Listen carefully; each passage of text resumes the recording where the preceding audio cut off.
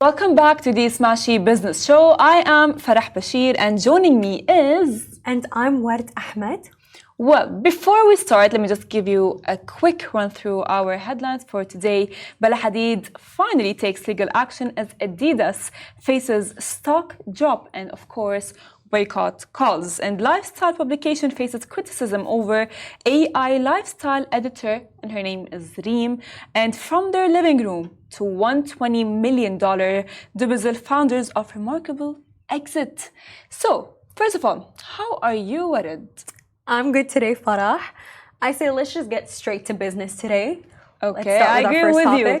So remember yesterday we spoke about the situation between Bella Hadid and Adidas and how they got her removed and so on. And we did call, you and I, we sat here and we did say that, you know what, their stocks are going to be dropping. However, we were right. They dropped yesterday and they got back up. So before we talk about it, I'll just give you all a quick run through the story. So Bella Hadid has taken legal action following her removal from Adidas' SL72 sneaker campaign, and despite being under contract with Adidas, Hadid has hired legal representation to address what she perceives as the brand's mishandling of the situation. Now, Hadid, who has been vocal, we know Hadid she's always talked about the situation in Palestine and so on. She's been vocal about the Palestinian rights. She was troubled by the campaign and sensitively to historical, of course, tragedies. And as well than I predicted yesterday, the Adidas decision to remove Bella Hadid from their sneaker campaign has gotten the brand to face a widespread calls for boycott and saw a decline in their stock prices. Surprised? I think not. So Farah said that they've seen a stock market drop. However, this was yesterday. Today, Adidas has experienced an increase in their stock. That's true. It's now at 228.7, and yesterday it was at 227. So I would say it was a drop. Of course, in the stock market, if anything drops, even if it's very little, it's a very little number, but it's very significant, of course. However, Hadid is still taking legal action because it's kind of unfair, she was the face of the Adidas and they just cut her off. That's true.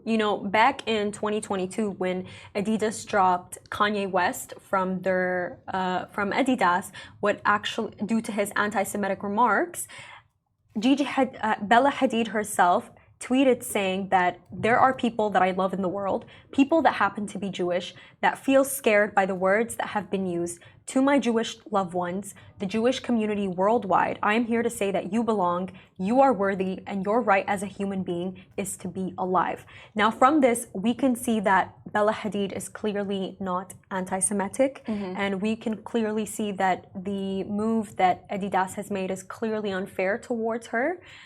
However, in a business perspective, how do you think this will affect Adidas? Of course, because look, when they get someone as influential as Bella Hadid, or anyone really, if they got someone, whether, as you said, Kanye West for his CDs, or anyone who's really a celebrity, an influencer, and so on, they got this person because they know that this person is going to influence. No matter where they stand politically, I think the fact that Adidas just cut off Bella Hadid before her contract ends with them, I think that kind of does not make sense for her. And as well, it happened in, I would say, the wrong time because right now with the genocide happening in Gaza, and a lot of boycotts are being called in for different brands. Different brands we have, I don't want to mention brands, but you guys can know what I mean.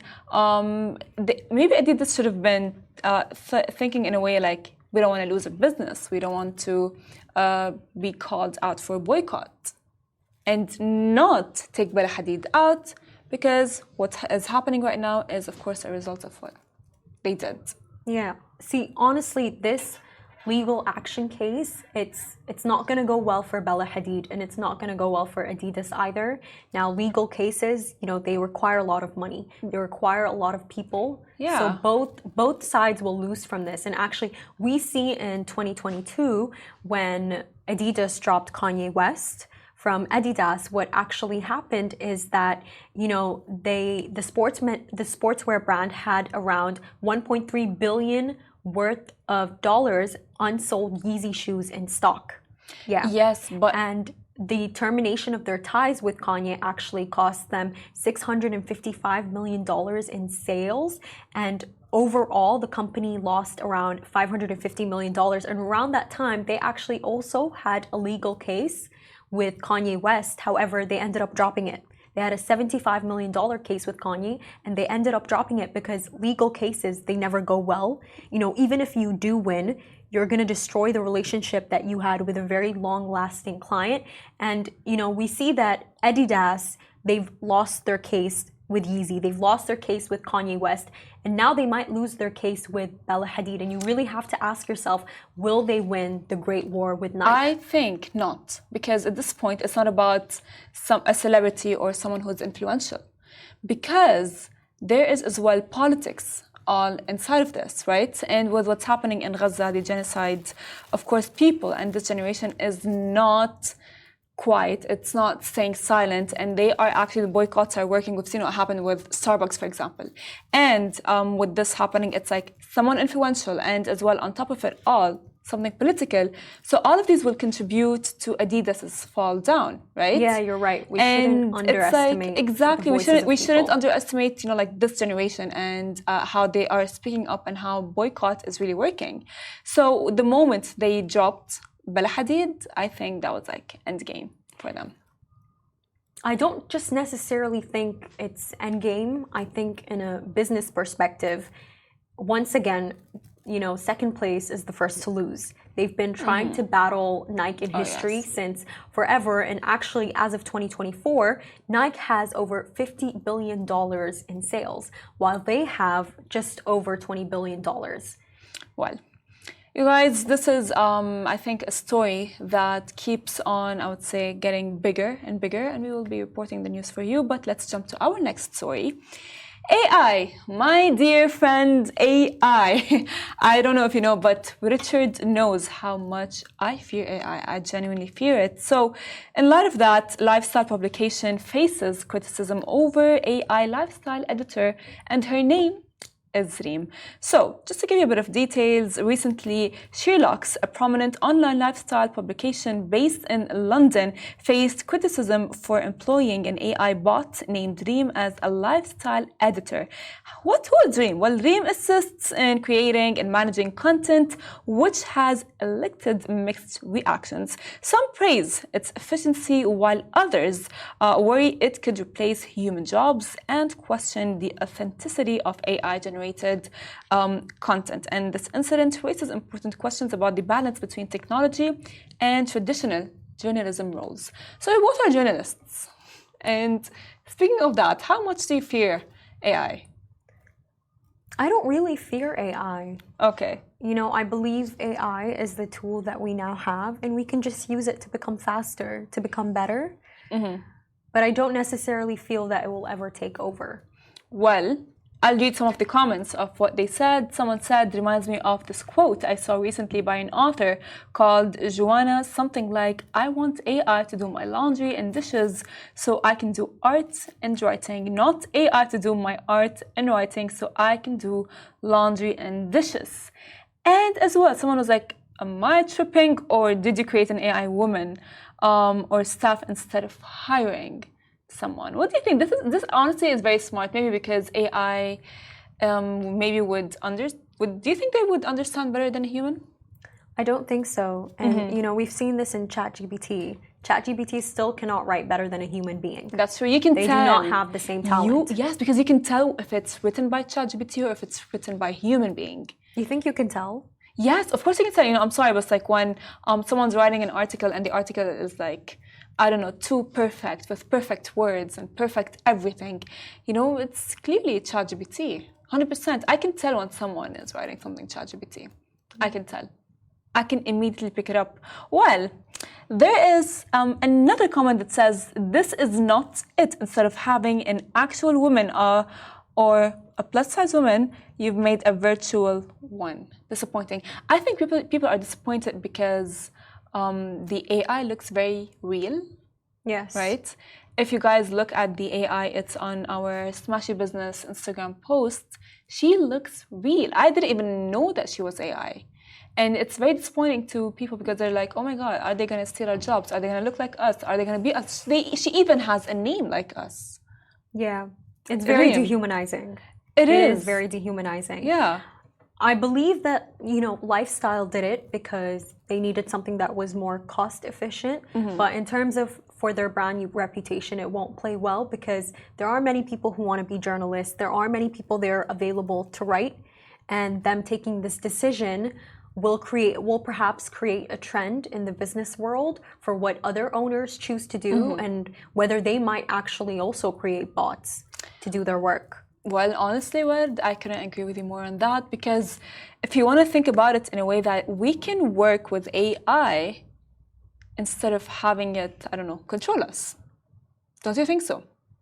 That's true. I believe it's better to work with AI than just we have AI. Agreed. Well, let's jump to our next story, our famous Dubizzle. So, the owners, the Dubizzle founders, are marking a remarkable exit they started from their living room to $120 million.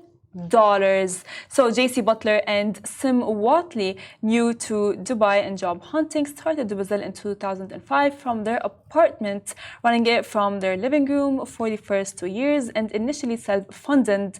They received their first external investment in 2006, achieving profitability soon after in 2010. Of course, it's a multinational internet and media group based in South Africa, invested acquiring a 25% stake in Dubizzle. However, they are leaving. Tell us more about it, Wood. Essentially, what happened is the Dubizzle owners, after 14 years of having the company, they sold all of its stakes, leaving with $120 million. Well, we as well know that, Dubizzle grew from like a small operation and it included like all the 7 Emirates, right? Yeah. Like if you open the Dubizzle website, you can choose what Emirates you want, the thing that you want to get from, and as well it expanded to countries like Egypt and Saudi Arabia. However, of course, following the acquisition that we talked about, which happened in 2013, which was acquired at a 51% stake for $120 million. Of course, Dubizzle wants to continue to thrive, acquiring several startups such as Expat Wheels and so on. And the management team emphasized the company's operations would remain independent and unaffected by the acquisition, ensuring continuity in its culture and values. So I would wonder, what is the next step for Dubizzle? That's a really good question, but the story, it's very beautiful because it's very inspiring. They started the business from just their living room in 2005. The business was self-funded, and what they did is that they acknowledged that there was something missing in the market, that people were being exploited when they were trying to buy and they were trying to sell. So they thought to themselves, okay, let's create something where people can sell and they can buy safely, and they can do it and in a very cost-effective way. And that's where Dubizzle came from. So firstly, what occurred is that after having, as you mentioned, after having their first investment in 2006, in 2010, they sold 25% of their stakes to the South African company Naspers. And then later on in 2013, they sold another 28.6% to Naspers. And then again in 2018, they sold the rest of their stakes, their entire stakes in the company to Naspers. I see this as a classic case of, you build a ship and then they let that ship sail. They I finally agree let with you. that ship And sail. as well, we have seen, their market continue with the growth because it has experienced consistent and annual growth since it has begun operating. However, the new leadership is determined to maintain this trajectory, and as well, the platform is already, as you said, ranked as one of the most visited websites in the UAE with over 5 million people visiting it monthly, and it aims to, I would say, strengthen its market presence. Maybe they're going to change the strategy more, so maybe push it more on social media because people maybe have been avoiding it lately. Well, thank you so much, Suad, for being here, and it's always a pleasure talking to you. It was a pleasure talking to you too. And you guys, this brings us to the end of the show, so stay tuned tomorrow, same time, same place, and do not forget we go in podcast form and to subscribe to our newsletter. Bye-bye. Thank you.